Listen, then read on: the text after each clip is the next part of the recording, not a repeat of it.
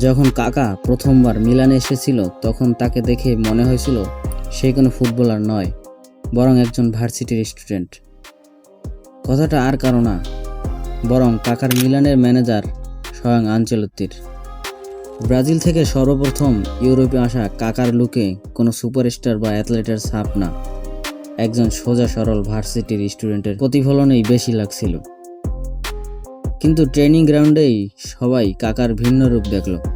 হ্যাংলা পাতলা গড়নের ছেলেটার থেকে কঠিন গাত্তুসো বল নিতে পারে না।